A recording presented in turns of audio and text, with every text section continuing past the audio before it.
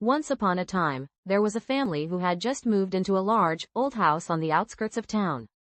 The family consisted of James, the father, Mary, the mother, their teenage son, Tom, and their youngest daughter, Sarah, who was only 8 years old.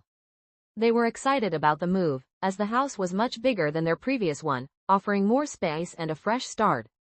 Nestled among towering trees and surrounded by an overgrown garden, the house had a certain charm, albeit a slightly eerie one. From the moment they stepped inside, the family was buzzing with excitement as they unpacked their belongings.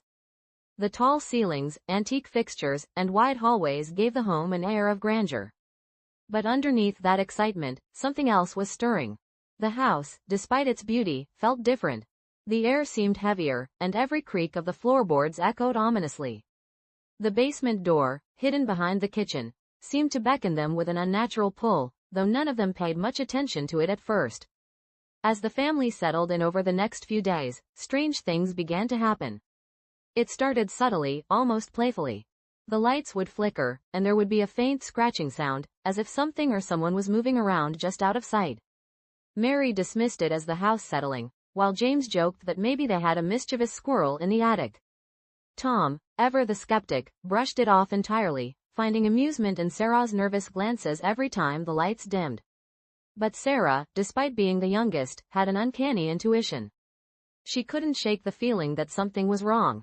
She often felt as though she was being watched, particularly whenever she was near the basement. The basement door had become a source of growing anxiety for her, as it seemed to almost vibrate with a presence she couldn't understand. Sometimes, late at night, she could hear faint footsteps or whispers coming from below, though whenever she tried to tell her parents, they reassured her it was nothing. As the days went on, the odd occurrences intensified. Doors would open and close by themselves. Items disappeared, only to reappear in the most unlikely places. The family began hearing strange noises at all hours of the night, soft footsteps, the faint sound of crying, and sometimes a cold breeze would sweep through the rooms, even though all the windows were shut tight. One night, as the family sat around the dinner table, the lights suddenly cut out, plunging the room into darkness. A few moments later, they came back on, but the chandelier above the table was swaying violently, as though someone had pushed it. Fear began to seep into the family's hearts. James, who had once laughed off the strange happenings, found himself waking up at night in a cold sweat, convinced he had heard someone calling his name. Mary, too, started feeling unnerved, especially when she caught sight of fleeting shadows darting across the walls when no one else was in the room. Even Tom, the ever-rational teenager, began to feel uneasy, especially after he saw his reflection in the mirror one night and swore he wasn't alone. The basement became the epicenter of their fears. The door would sometimes be open in the morning, even though James swore he locked it every night. A strange, musty smell seemed to emanate from below, filling the house with a sense of dread. Then came the night when Sarah, unable to sleep, decided to confront her fear. She had heard the whispers again, and this time, they were louder, almost beckoning her to come down. Against her better judgment, she grabbed a flashlight and quietly tiptoed down the hallway, towards the basement door. Her heart pounded in her chest as she reached for the knob, feeling the cold metal beneath her fingers. Slowly, she opened the door, revealing the dark, yawning void of the basement. The stairs creaked loudly under her small feet as she descended into the thick, cold air below.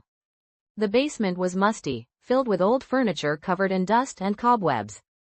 As she swept her flashlight around the room, she heard it again, the whispering, louder this time, clearer.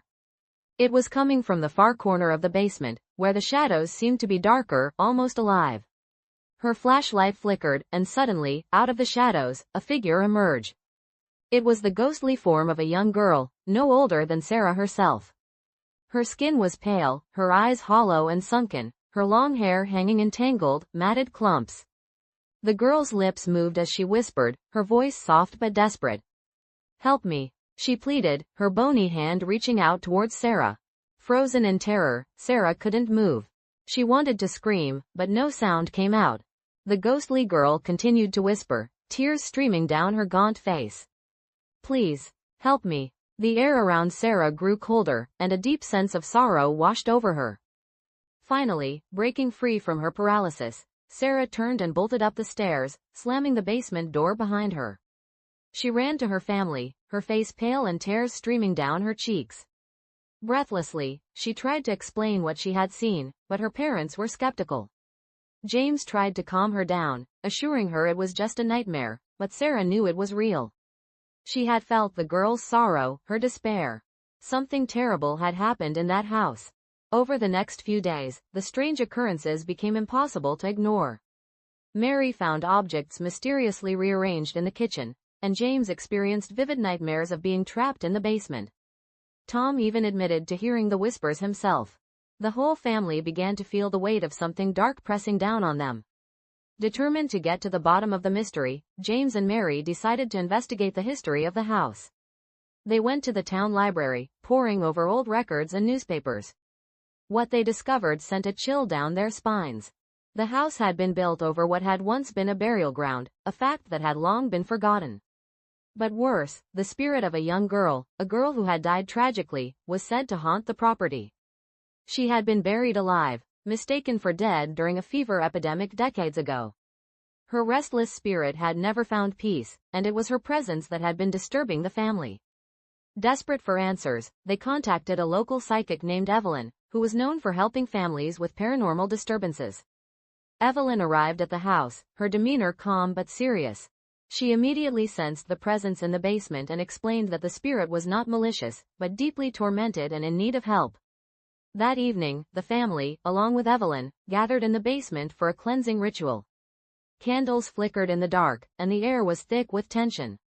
Evelyn called out to the spirit, asking her to come forward.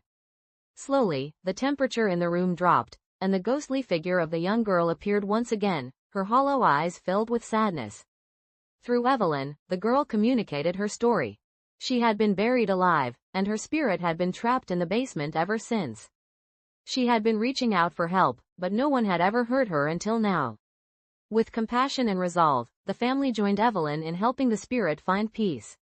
They performed a cleansing ritual, offering prayers and light to guide the girl to the other side. As the ritual ended, the air in the basement lightened, and the oppressive feeling that had plagued the house for so long lifted. The next morning, the house felt different.